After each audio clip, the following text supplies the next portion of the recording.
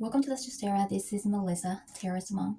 Today we're going to be talking about Alexis Lorenze once again. This is going to be our update and extended coverage from what I have begun talking about yesterday. Alexis is a 23-year-old Florida woman who was actually traveling to California because she needed to get treated for her blood disorder. So, according to reports, the name of the hospital is UC Irvine Hospital. You guys are going to go ahead and see images and get some audio and feeds that I found on Instagram. And with that, I would like to say my disclaimer: this video is only for entertainment purposes only. It does not offer any type of financial, legal, medical, mental health advice whatsoever. Please watch at your own discretion. You do your own research. Some of the things that I may be saying here may be alleged. I am not saying that the things that are being said here are facts, because a lot of the things are may be opinions or allegations from other people. I cannot state here that they are facts. You may see and hear about some of my opinions and reactions and insights, or maybe assumptions as well. So, according to Dr. Galili, apparently these doctors had not allegedly advised Alexis that she needed to take 3 shots before checking in. And apparently they didn't tell her that. So as soon as she got there, she was actually told, if you don't get these 3 vaccines, you are going to have to check out. So basically, I guess that she felt that she had no other choice other than. A lot of people are saying that this is a coincidence, what happened to her, that this might have been caused by her original condition. But there are some commenters that have put videos already saying that that's not exactly how it looks like, and that it shouldn't have been a coincidence, and that basically the hospitals are covering it up for their convenience. These, remember, everything that I'm saying here are all allegations, or could be allegations, could be facts. I don't know. You be the judge. You do your own research. So after 10 minutes, Alexis started experiencing very horrific symptoms, such as discoloration from her skin, because apparently her red blood cells were being attacked. She started vomiting. She went temporarily blind. As I am talking, I would like to invite you to go to my description so you can actually check out the link to donation page, the official one, because her family has confirmed that her official one is the very same one that I shared yesterday. So I'm going to put it again one more time. So according to some of these sources online, apparently her father had posted on social media an update from last night, in which we can see Alexis laughing and joking around, and seeming like she felt a little bit better. Now you could see like her appearance, like her eyes were, to me, they were more swollen, but she wasn't dealing with that much. He drew all over the walls. It's all over his forehead, his legs, and he's just like that. I was like, Toby, what did you do? I think I can pull up. You're pulling him out? Untangle this. I'm gonna try to untangle this for like 20 minutes. Should call and ask him for another No, finger. I don't think I need another finger thing. I can wrap it around, but it's just all the wires are stuck and it's aggravating because it wasn't like this before. When you guys go home, you should take one of these finger things and put it in a little frame at the house as a memory. Did you take the one she has right now and just put it in my bag? Pain from what I could see. Now, we remember how she was having so much difficulty with her pain, and they were continuing to give her pain meds. But apparently, I am not sure if it's part of the detoxification or some kind of medication, that it seems like her pain started like going down a little bit, but her appearance seems still the same. So initially I thought that they were going to move her, but Dr. Galili, I don't know if it was because of him or the hospital, she wasn't moved, because he thought that this is not a doctor that works directly with her. This is like a very famous Instagram famous doctor. But he, based on the updates, he had said yesterday that there was no point in moving her because she was going to end up with residents anyway. So what happened was that she was transferred to intensive care unit at the same hospital, in which I thought, wow, that's something that should have happened a long time ago. But I don't know because I am not a doctor. This is no medical advice. Sorry, there's a little bit of lag there.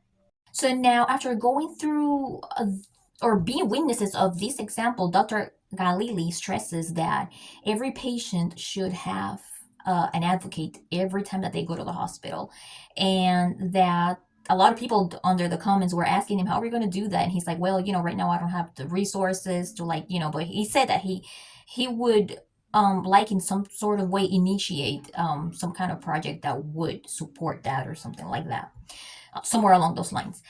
In my opinion, I don't know if that is something that the government will be able to cover, or insurances, depending on how it would be presented. But I don't know.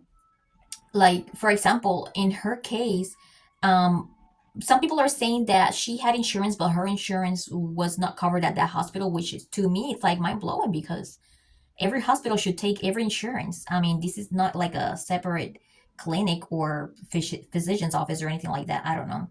But she ended up like not having insurance. But imagine if she had an advocate and it wouldn't cover her anyway because the place didn't take her insurance, or maybe the insurance didn't cover an advocate at all. This is just like a what if, Um, and having an advocate go to the hospital with you, it's like having a lawyer. No financial advice, no legal advice, no medical advice here whatsoever. This is just my reaction, in my opinion. But yes, it would be useful, but this is a good reminder, in my opinion, that we should stay alert with these happenings, and learn also how to advocate for ourselves, and make sure that we don't sign anything that tells us, you are waiving the right to sue or anything like that. You are, if you sign something, because sometimes you're at the hospital and they make you, sign stuff, blah, blah, blah, like really fast, what if you sign something that says that you can't sue them, or something like that, and you are desperate to get that treatment?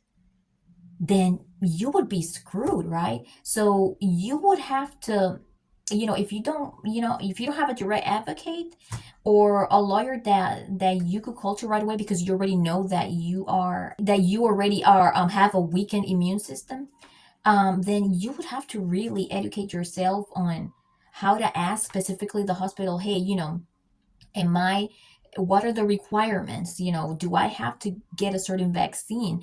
My immune system is weak. Why do I have to get a vaccine? Ask questions, because there is something called gaslighting, and you guys already know that. It's when somebody tries to fight for their own rights, and the opposite party makes them feel guilty and makes them feel like they're crazy. I talk about gaslighting a lot in my videos. No matter what, I always apply it. Surrogacy, my Gypsy Rose videos, everything. My mental health videos, because we don't talk about it enough. There is a lot of gaslighting. If something may not be convenient for a certain person, company, or agency, they will make you feel like you're crazy and you're making things up. So you need to be a really good advocate of yourself. Carry as many documents as you have. I don't know how it works for people that have vaccines exemptions. If there is a document, you gotta carry it with you. Now, there is a lawyer, I believe, she's a content creator too, that she suggests that there has to be a law called the ALEXIS law, and I'm going to go ahead and put the video here so that you can see it, guys. I had an idea today that we need, we have like the Amber Alerts, we have Megan's Law. We now need a Lexi Law, an Alexis Law that states you can no longer give a person vaccines if they are immunocompromised, if they are battling cancer, if they come in with a severe illness, if they need a blood transfusion, if they need an organ, if they need chemotherapy, if they need whatever they need. You should not, and it shall be illegal for you to vaccinate an already sick person, an already dire person, a person who's already in an emergency situation. Why would you ever vaccinate that person? You don't vaccinate sick animals. Why would you ever vaccinate a sick human? This should be a law, and I'm going to call for one now. So that's number one. We need a Lexi law immediately. Immediately. This is disgusting, disturbing, and criminal that hospitals can routinely force people to get vaccinated against their will in order to get life-saving treatments. Should be illegal, should be criminal immediately, nationwide. That is number one. The internet is going crazy also about, speaking of Dr. Zahra Pakbaz. They are allegedly exposing the doctor. I have to say always allegedly because, allegedly, how this doctor allegedly is working on a study trial for the same condition that she's working on, PNH, and that study trial for that treatment requires vaccinations. Guys, I want to talk about this, and I want to talk about this, and I want to talk about her. This is the doctor that was treating Lexi Lorenz and made her get the... Because we even getting referrals from our hemonc colleagues. So second opinion is 20% is significant amount of referrals. And given the area of catchment, it shows that even in California, not just the Southern California, there is a extreme need for experts in non-cancer blood disorder. We're not going to go bankrupt if we have only non-cancer blood disorder patients in one clinic. And this is only my patients. It's not the whole patients that gets then divided between other hemonc attendings in our division. I'm going to talk about this factor B inhibitor, iptacopan, that got approved this past December, and we were one of the sites for this trial, which the medication got approved. It's an oral twice-a-day medication and is a factor B inhibitor. This trial, it was randomized. Patients should have had the hemoglobin of less than 10, and then they were being randomized to iptacopan versus... So did Pakbaz use Lorenz as her case study? I need answers. There is a lawyer called Nicole Pearson that I am not sure what is happening, but I believe that she is sending documents and resources to the family to see what can be done. I believe they are interested in fighting for Alexis, but she has expressed on Instagram that she has not been retained yet. I don't know why. I thought that it was going to be maybe like a pro bono thing, but according to what I saw in this video, it may be not. I am not sure. But it just sounds like it's going to be a tough fight. I have been drafting documents to get to her family and trying to give them information, tools, resources, but specifically documents to get them the protections that they need, so that she is no longer taken advantage of by the UCI Medical Center. The other update that I want to give you is that in addition to a legal team that is on standby and ready to step into the fray for her and her family, is that there is also an incredible amount of medical experts and resources and a medical team that we have also been over the last 48 hours mounting again to help her and her family on what looks like will be an extremely long road to recovery.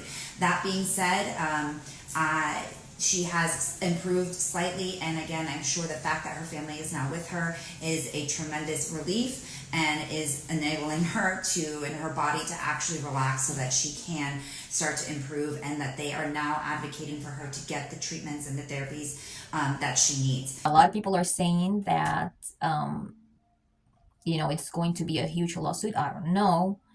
I am no lawyer. I am no news source. I'm just really doing the best that I can to spread the word and, get everybody to come together and help the best as they can. If you are able to donate, check the link in the description below so that you are redirected to to the donation page. So in the description, you're also going to be able to find the links to the Instagram pages of a lot of the people that are uploading updates, so you can go ahead and check out some, you know, more updates throughout the night, because I'm pretty sure there might be a lot of stuff that may happen tonight. Anyways, I appreciate you hanging out with me today. I hope I see you guys soon. Bye.